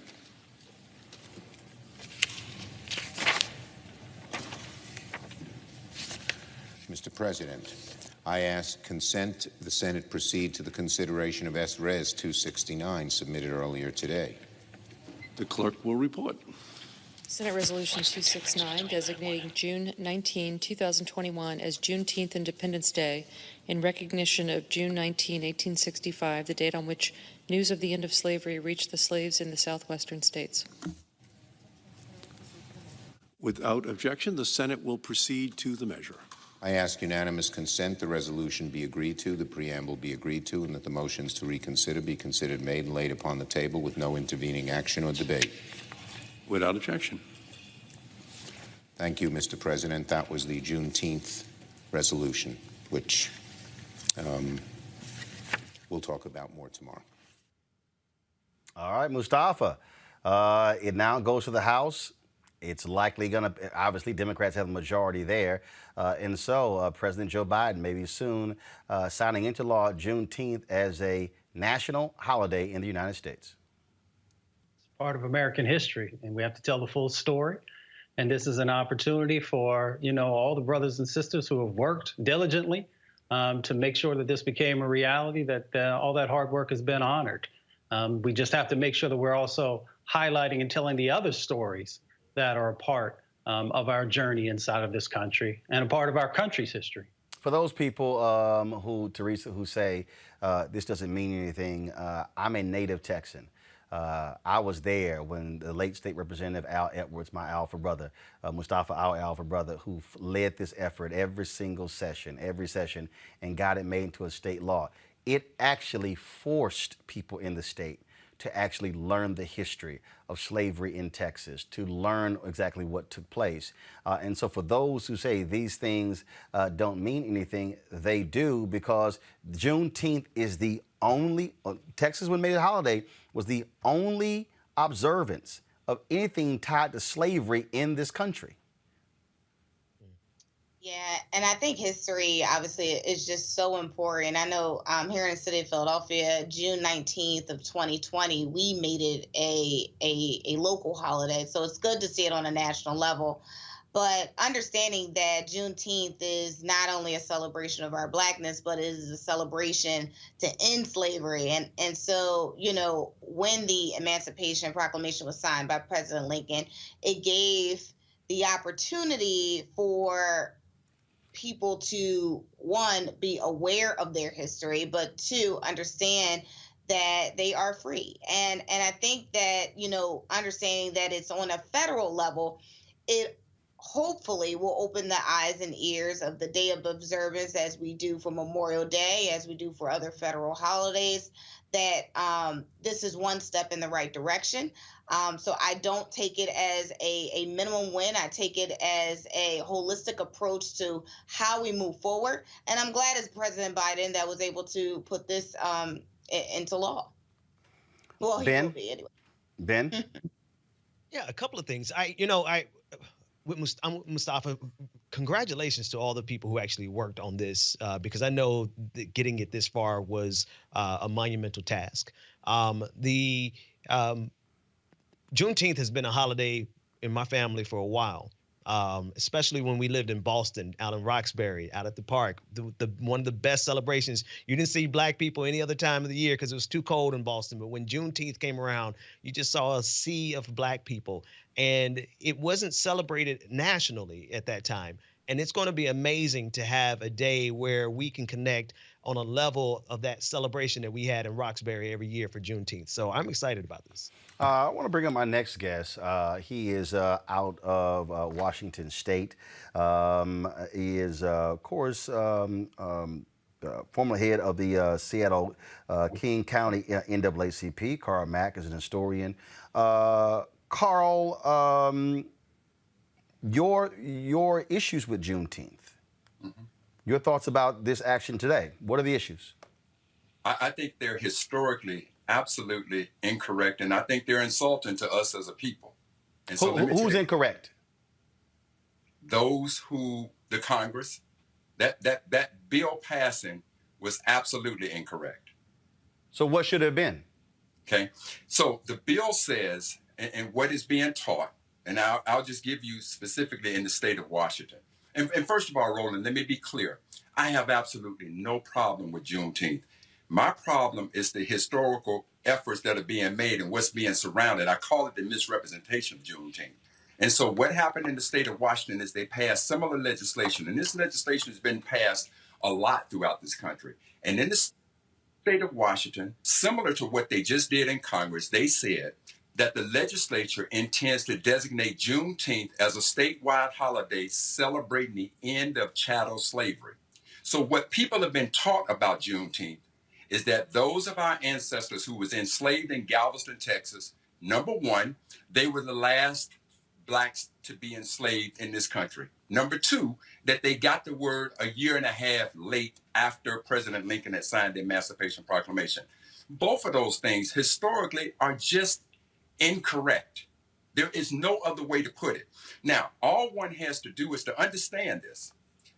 Slavery ended in this country on December 6th, 1865, 6 months after Juneteenth. Now, going back to the Emancipation Proclamation, which everybody seems to get so twisted, keep in mind what Lincoln said. Lincoln said, for those states in rebellion against the Union, and there were 11 of them, but in the Emancipation Proclamation, Lincoln only mentioned 10 of them. And the only reason he only mentioned 10 is because the 11th state that he didn't mention was Tennessee. He didn't mention them because the Union already had control of Tennessee. So he said, for those states in rebellion against the Union, slavery is now over. Now, keep in mind, there were 4 border states in which slavery was still practiced. Those border states were Maryland, Missouri, Kentucky, and Delaware. So when Lincoln said that to him, I want you to imagine this, and you don't have to imagine, this is just a fact. When those 11 states left the Union, they didn't act as 11 individual states. They formed a confederacy. And when they formed a confederacy, in effect, they formed their own nation, which means they elected a president, Jefferson Davis. They elected a vice president, Alexander Stephens of Georgia. They wrote a Confederate Constitution. They were their own nation, Brother Roland. So when Lincoln issued, quote unquote, an executive order trying to tell them what to do, that's like the Prime Minister of Canada trying to tell the United States citizens what to do. He didn't have any authorization. That's why it took a war. So that's why I'm saying to you that when the news is that they got the word a year and a half late, it didn't matter. The Confederacy were their own nation. They didn't give a damn what the United States said, what Lincoln said. That's why it took the war. Now, as far as them being the last blacks enslaved, I just heard your last guest. I've heard all of you say how important it is to get it right. Today, there's a movement that has swept this country that we should all be proud of, Black Lives Matter. Black Lives Matter. Do we think that Black lives just started mattering? Because let's go back to what happened with the Emancipation Proclamation. Lincoln said that in those states not in rebellion against the Union, slavery is still legal. Keep that going. 2 of those states were Delaware and Kentucky. 2 of them was Maryland and Missouri. And keep in mind, West Virginia wasn't a state when the Civil War started. It became a state after Virginia seceded, and those 48 counties didn't want to secede, so they became a state after the Civil War. So now let's look at those 5 border states. Maryland, on November 1st, 1864, before the Civil War ended, Maryland abolished slavery. Missouri, on January 11th, 1865, before the Civil War ended, they abolished slavery. West Virginia, the newly entered slave state, on February 3rd, 1865, ended slavery. The Civil War ends on April 9th, 1865. 2 months later, Granger rides into Galveston, Texas, and issues General Order Number 3, which we now call June 19th. I ask you to remember what was going on in Kentucky and Delaware after the Civil War. What was going on in Kentucky and Delaware after Juneteenth? I'll tell you, Roland, there were 225,000 of our ancestors still enslaved, and they did not taste freedom until December 6th, 1865, when Georgia became the 27th state to ratify the 13th Amendment. That is my problem with what is going on in states all across this country, and that is my problem about what just happened in the United States Congress. If you want to designate a date in which all black folks can celebrate freedom, that date, as far as I'm concerned, as far as history appears to be concerned, is December 6th, because that is the day in which Georgia ratified the 13th Amendment. Now, as it applies to Delaware and Kentucky, keep this in mind, Roland. Delaware didn't ratify the 13th Amendment until 1901. Kentucky ratified the 13th Amendment in 1976. And the state that I'm from, Mississippi didn't ratify the 13th Amendment until February 7, 2013. So, do I have a problem with Juneteenth? Absolutely not. Do I have a problem with the historical inaccuracy of it? Every part of that I got a problem with. And that has been, first of all, like for years, Lincoln freed the slaves. Well, again, and there were people who took exception to Lerone Bennett and others who corrected that. Frankly, what we have folks in this country with a bumper sticker version of history. The reason I think you see the focus on Juneteenth is I think it goes back to this here, because Texas became the first state to actually make it a state holiday. And so what then happened was there were other people who wanted to recognize that fact, and so all of a sudden Juneteenth events then went out. For everybody to understand, Juneteenth was a Texas holiday. To your point, what you just laid out, that was specific to Texas. When General Granger arrived on the shores of Galveston, of the beach in Galveston, and delivered that particular announcement. I think what happened was other people gravitated to that, and then it became this sort of all-encompassing moment to say, okay, here's something that actually recognizes slavery or the ending of slavery in this country. But you're absolutely right. And I believe now the opportunity is to, in the words of Paul Harvey, now tell the rest of the story. Absolutely. So listen. So Roland, the thing that the congressman, I think it's Johnson. I'm not sure your last guess was. Former Senator Doug Jones. Okay, Doug Jones. What you and Doug Jones agreed on a lot was it's important to get it right. Today, we as black folks want to say Black Lives Matter. Then what about the 225,000? Now, I will give you just a little pushback on why Juneteenth took off. I think part of what you said is right, but the rest of the story is this. We all know that our history has not been taught. Right. So to what Doug Jones said, there's a lot of black folks that don't know the scholarship of our experience in this country. Oh, no doubt. Oh, no doubt. And so once we didn't know it, and somebody comes in and tells the myth that these were the last blacks enslaved, they got the news a year and a half later. Well, we just took off and ran with it. And then now, Roland, on May 25th of 2020, well, that gave another steroid injection to the myth behind Juneteenth. And that day was the day that Rodney King, George Floyd was murdered. Now you got white guilt everywhere, and white folks want to do something. Damn it, let's just make Juneteenth a holiday. That's fine. But it didn't start with that. I would tell you this. Go back and look at the 105th Congress of the United States.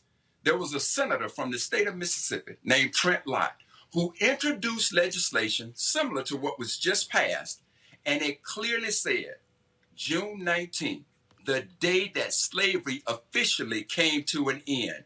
Then over in the House, in that same year, I believe it was 97, in that same year, now you had J.C. Watts in the House introduced a joint resolution that said the exact same thing, that Juneteenth is the date on which slavery finally came to an end. So I'm not trying to play the technicalities here.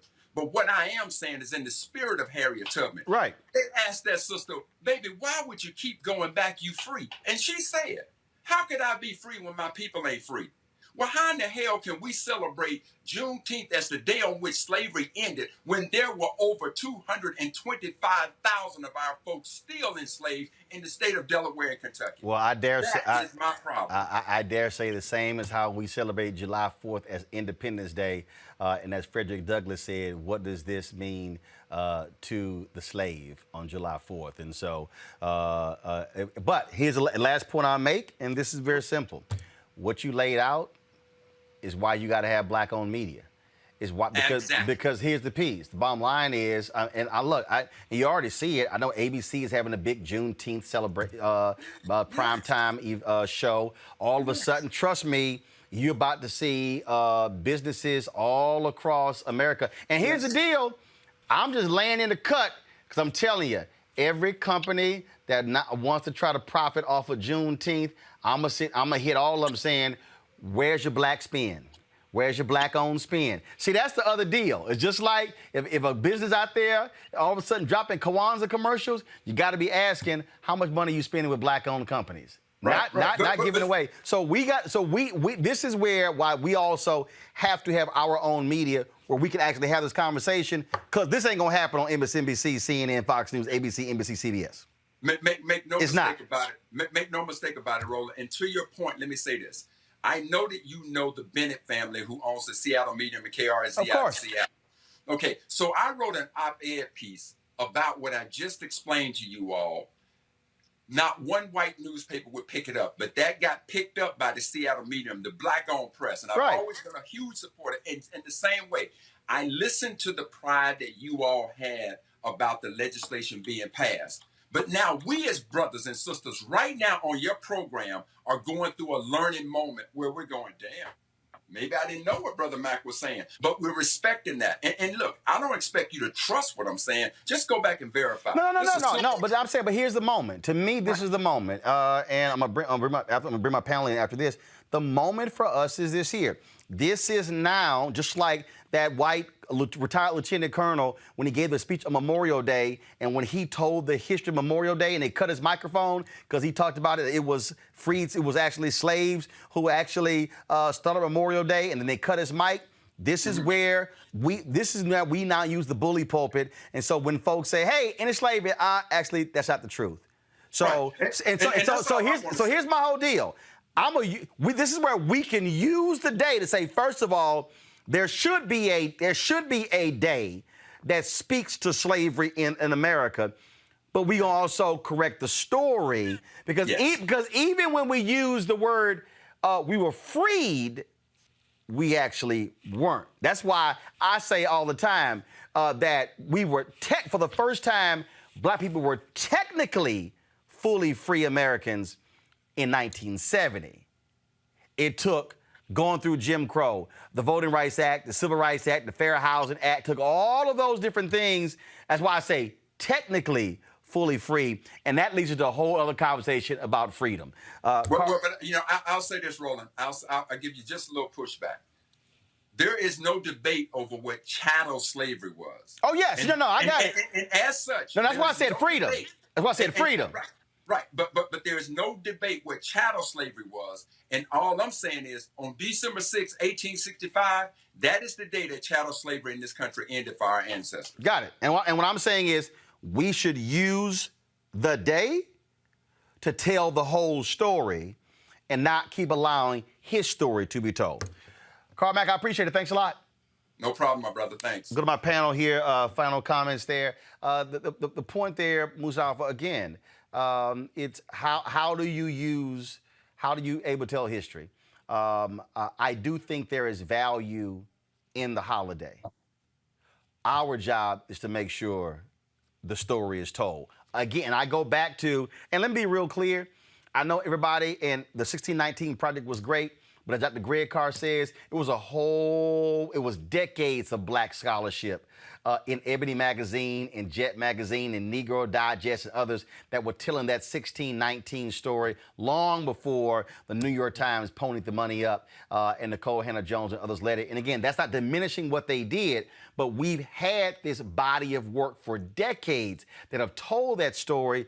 This is why the first black newspaper, Freedom's Journal, said on March 16, 1827, we wish to plead our own cause. Too long have others spoken for us. Yeah, in the environmental justice movement, we say communities speak for themselves. We have the opportunity, we have the platform to make sure that the full narrative is shared with the country. Our triumphs and our tragedies, to make sure that folks understand that we are real, we are full, and we are authentic people. And that's the moment that we have. Teresa.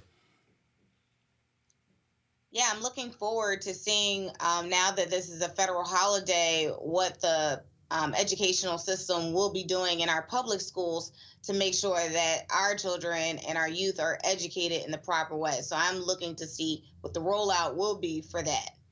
Ben.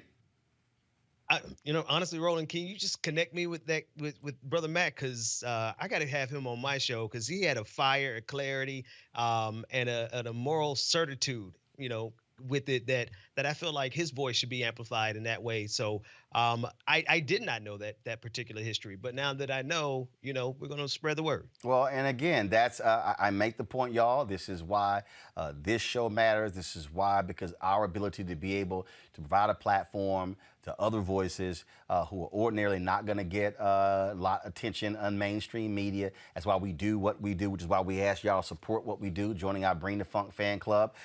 Look, it's nearly 4,000 of y'all on YouTube. It's folks watching on Facebook and Twitter and Periscope and Instagram.